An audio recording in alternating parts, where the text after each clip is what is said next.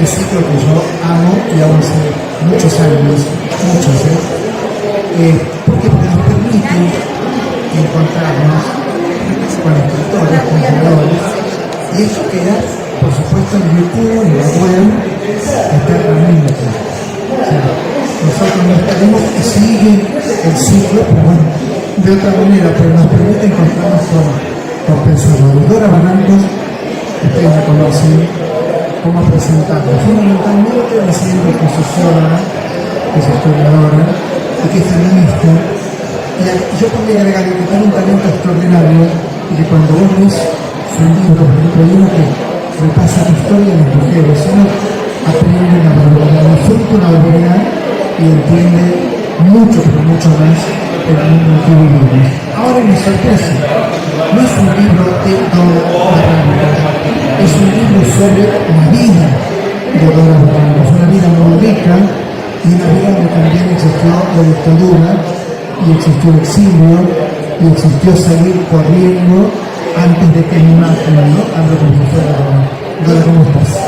Gracias. Dora Barrancos. Muchas gracias. ¿Han hecho tu vida? Sí. Contanos. Esto comenzó de una manera que a mí me pareció toda una, ¿cómo decirte?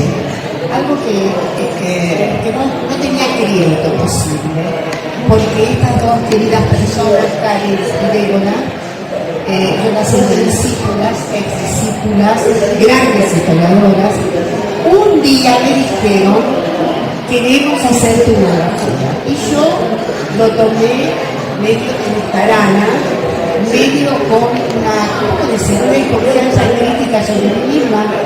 Crítica, pero no, es una barbaridad. No, lo vamos a hacer. Y bueno, yo dije, va a salir un artículo. Bueno, vamos a hacer algo. Y nos pusimos a trabajar entrevistas, en 2019. Eran entrevistas, ¿cómo decirlo?, que tenían toda la intimidad posible. No me he privado de algunas narrativas personalísimas y que ahí quedaron. Después no decidí que quedaran, ¿no? Porque obviamente cuando esto tuvo todo maduro, luego del proceso de entrevistas vino la pandemia. La pandemia suspendió el acto narcisístico, entonces no pudimos seguir ahí en esas largas conversaciones, pero bueno, en enero de este año me llegó lo que había sido el resultado de todas esas pláticas. Yo estaba bastante asustada, les confieso, porque además ya tenía el formato del libro. Bueno, corregí, no eran graves circunstancias, pero había errores, se ve que en la traducción, las personas que han grabado, habían cometido errores. Hay algunos errores en fecha que han quedado, pero lo que quiero decir que si este libro algo es así, tiene toda la paleta de un acto absolutamente de toda intimidad, ¿no? Lo he narrado desde una posición de íntima sinceridad, por así decirlo, ¿no? Íntima sinceridad.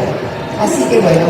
Hay un capítulo, no en el libro, porque no lo leí el libro todavía, porque no acabo de conocer el libro, pero sí conozco algunos hechos que han marcado la vida de todos los argentinos, ¿no? Por ejemplo, la dictadura, y tengo entendido que saliste corriendo, porque alguien dio tu nombre en la mesa de tortura, ¿no? Donde nunca hay que juzgar eso, jamás hay que juzgar eso, y se ha entendido que ahora tuvo que salir del país. ¿Fue así? Sí, dramática, aunque siempre he tratado de, ¿cómo decir?, de disminuir, ¿no?, el tono tan personal de ese momento que pudo haber sido trágico para mí, pero que fue trágico de todas maneras.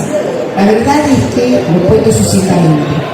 Ya en el año 76 la situación estaba seria, grave, pero bueno, y no salí porque el padre de las niñas no autorizó las salidas. Yo estaba separada de ese primer circunstante. Fue tremenda, así que dije no se sale. Pero en abril del 77, la situación tal como dices, me obligó a salir con ella, porque a una amiga que la chuparon unos días y que tuvo un comportamiento ejemplar. La soltaron, menos mal, la tuvieron vendada y demás, y ella tuvo la inmediata taquixidia de mandar en ese momento decir a una persona que me avisara que el interrogatorio había sido sobre mí. Así que ahí ya no había vueltas que darles, y sí, evoco un momento durísimo, tomar la decisión. En este momento yo estaba acompañada por Eduardo, teníamos una niña pequeña, o sea que tengo 3 hijas y mi marido, y salimos en el Citroën muy, ¿cómo decirlo? Salieron despacio, salimos literalmente, nosotros en el Citroën, y teníamos la previsión de tener una variedad de listas, de tener los pasaportes prontos, y ahí fueron tremendas y totalmente determinantes las palabras de Eduardo. Cuando yo decía no me puedo ir, y lloraba, porque sin las niñas, si no sentí que yo no puedo salir, y ahí él tuvo una severa admonición de toda racionalidad y prudencia, y me dijo lo siguiente: mira, negra, es preferible que las nenas te lloren un buen rato porque no estás al lado, que te lloren muerta. La verdad que era inexorablemente verdadero. Así que ahí nomás ya no volvimos, si ella estaba en Brasil. Brasil fue una plaza, una cultura maravillosa. Hiciste un doctorado, yo hice una maestría y un doctorado.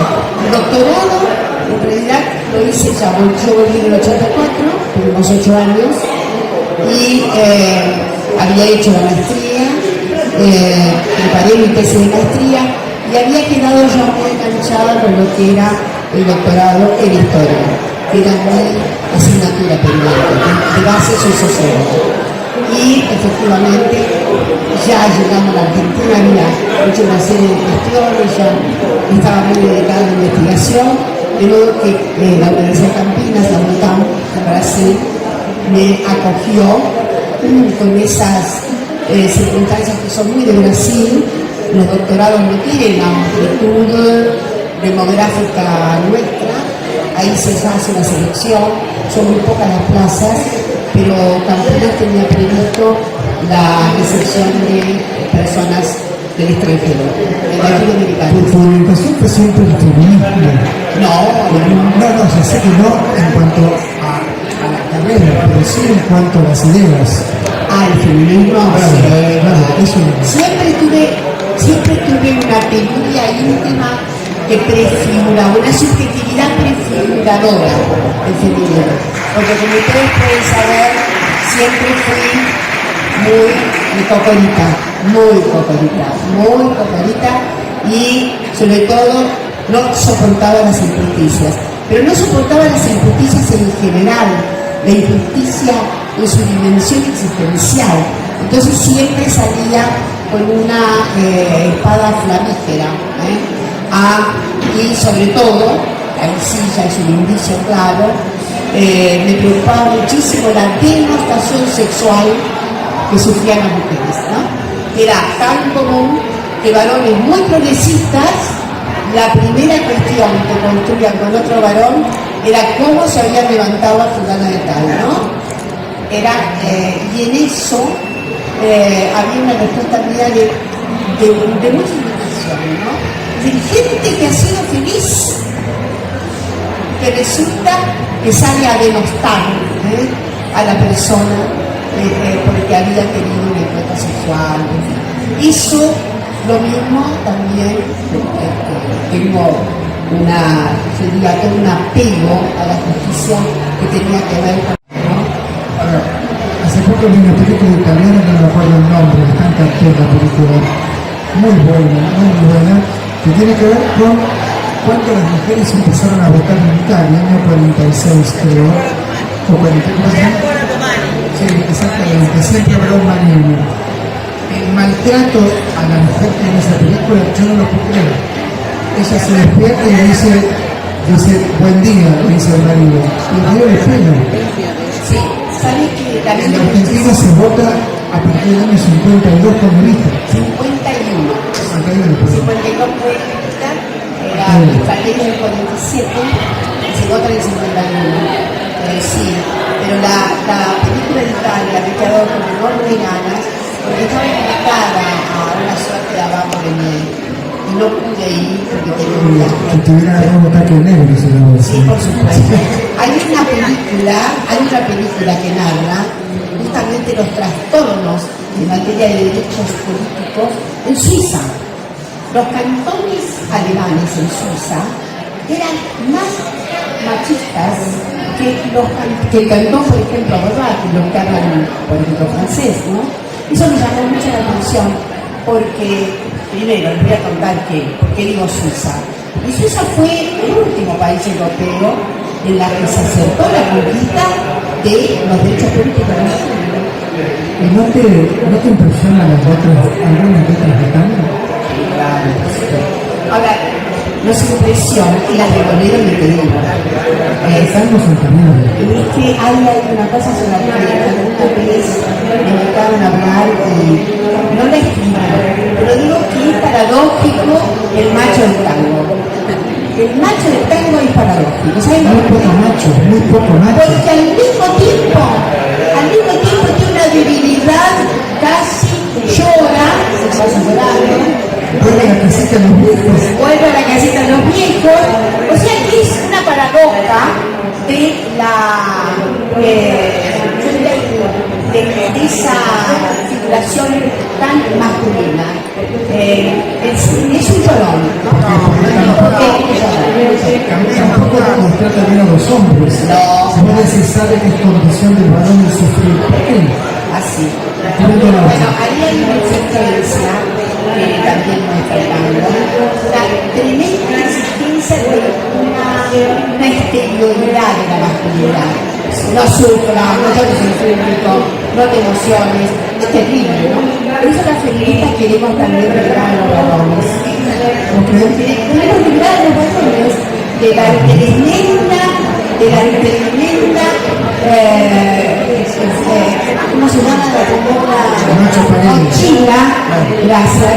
Esa tremenda mochila llena de cosas absurdas, irracionales, ridículas, etcétera, que lo han obligado a una masculinidad de niesta, de alta productividad en todos los sentidos. Pensaba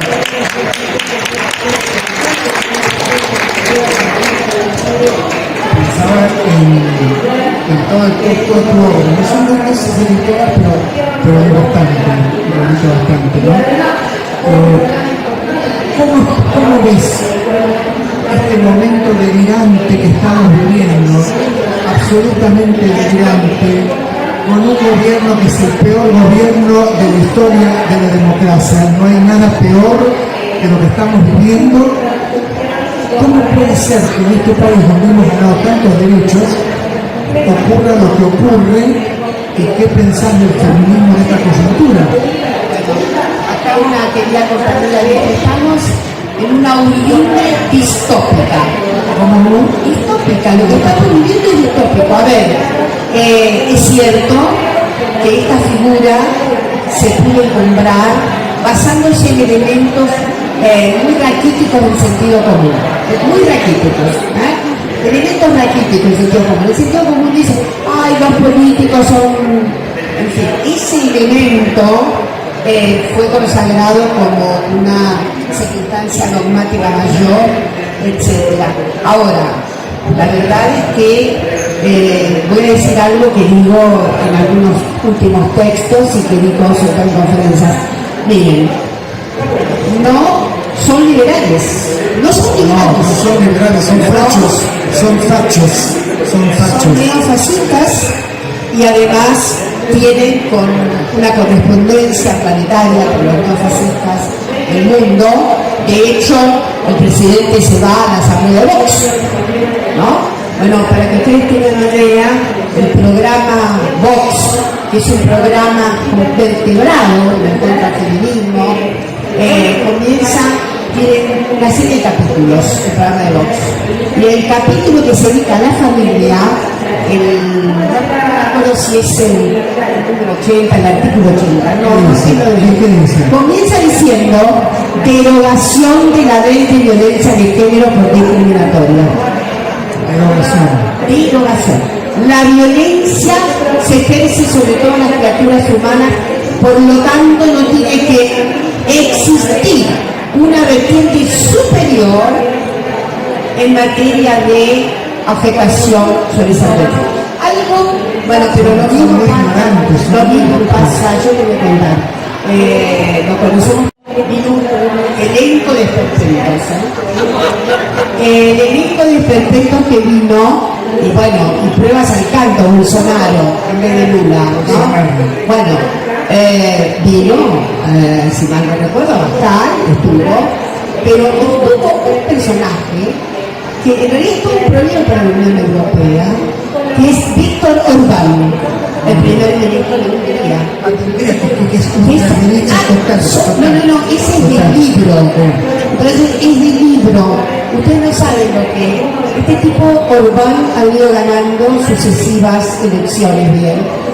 La Unión Europea le llamó muchísimo la atención por la persecución a comunicadores y demás.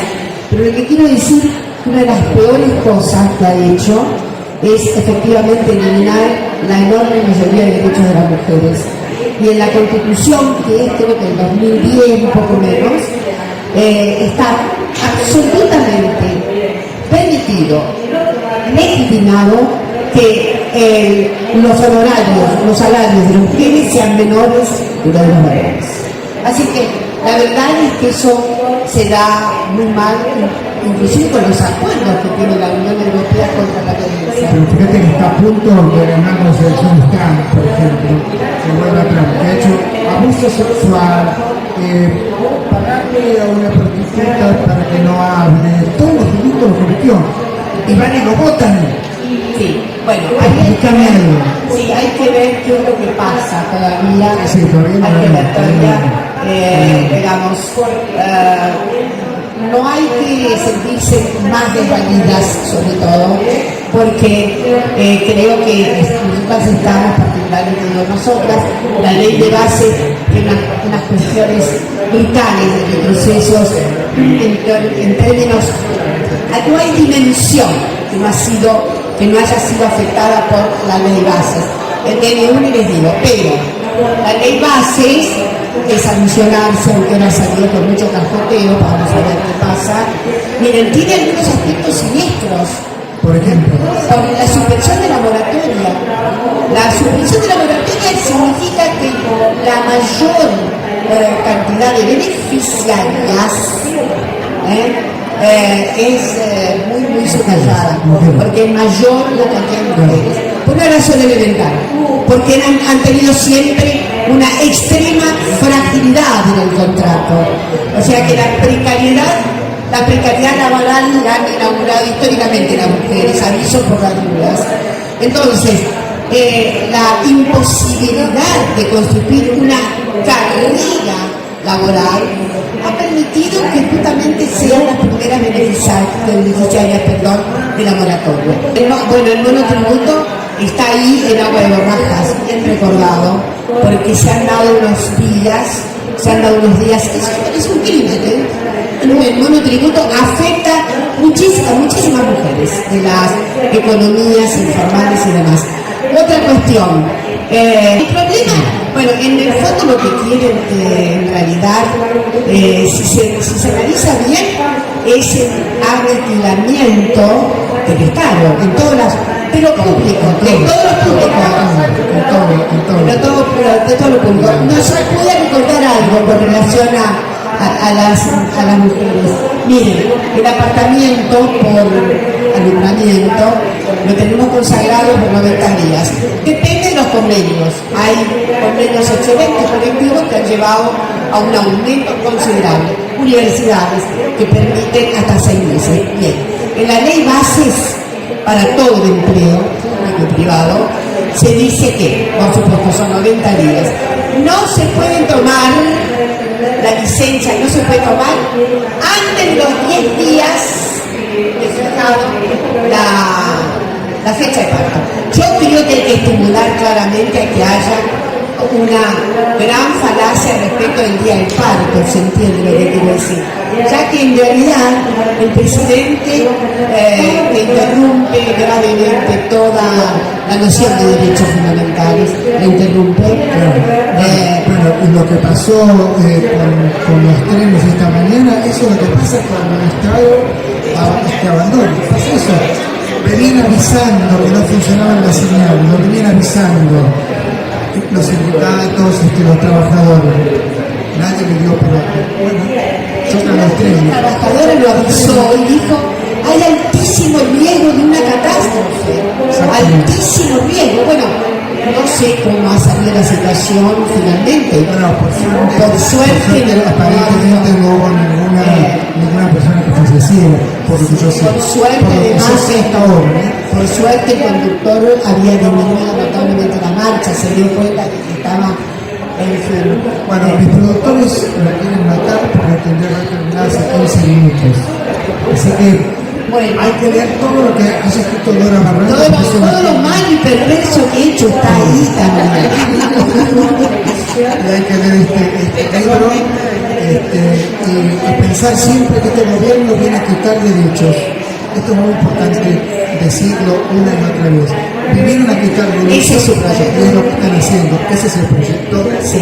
Ahora, el Señor que nos guía. Para algo está la condición homo sapiens sapiens, la condición humana. Resistir. Hay que aprender a resistir, dice Juan Gelman, ni a irse ni a quedarse, a resistir, aunque es verdad que habrá más penas y olvidos. Eso dice Juan Gelman. Muchas gracias. Gracias.